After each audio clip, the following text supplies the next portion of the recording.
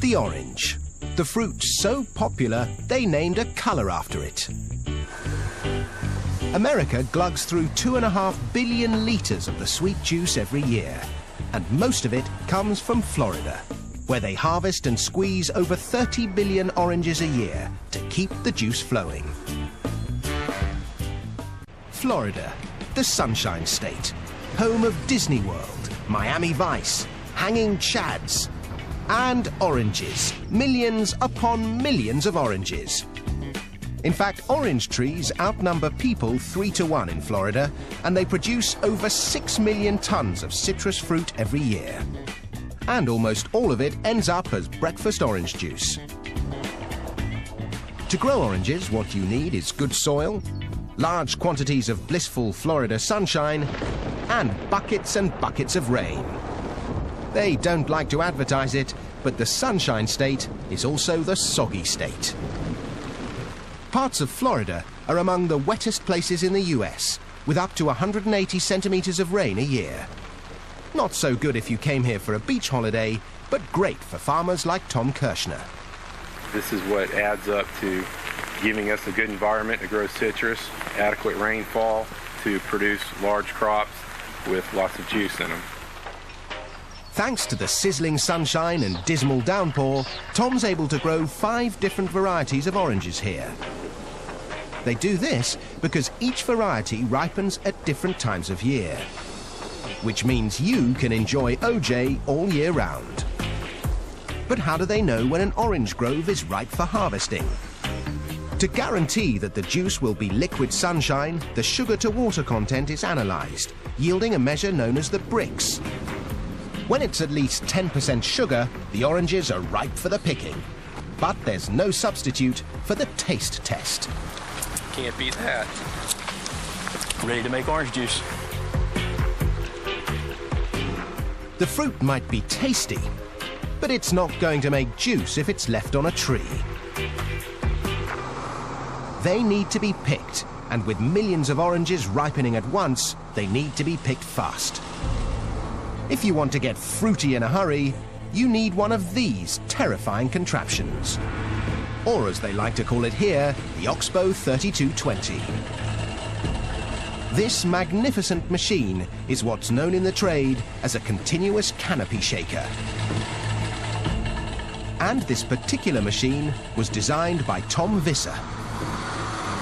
It engages the foliage of the tree and shakes it to and fro, and the shake is violent enough to sever the fruit stem, and then the fruit falls and gets intercepted. The Oxbow can harvest an incredible 2 tons of oranges every minute.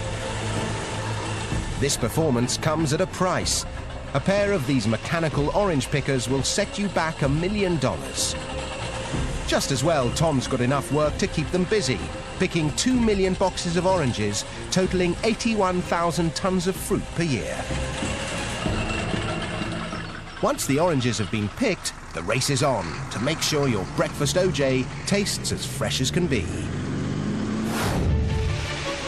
So the fruit is shipped out in these 400 horsepower transport trucks, 20,000 kilos at a time. The trucks bring them to an OJ processing plant, like this one in Lake Wales. Dave Crumbly makes sure they don't run out of oranges.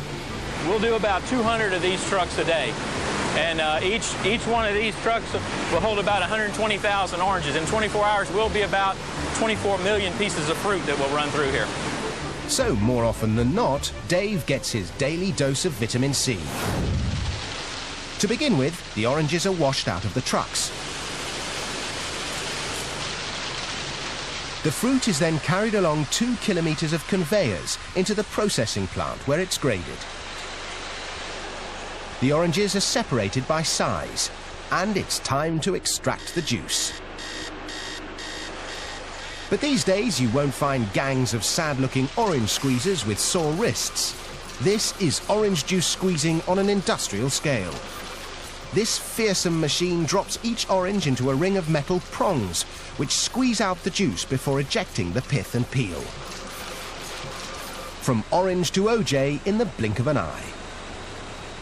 Of course, when it comes to OJ, the world is divided into 2 great opposing camps. One likes it smooth, the other with bits.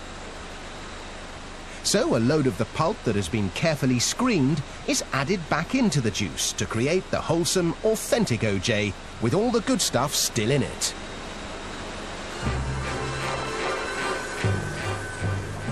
The OJ is now ready to be poured into cartons. It takes 24 oranges to make enough juice to fill each 1.89-litre carton. But quantity counts for nothing unless the quality's good enough to keep orange juice the world's favourite breakfast tipple. There are palates that can tell a Beaujolais from a Burgundy in an instant. And noses that can whiff a Chanel No. 19 from 100 paces.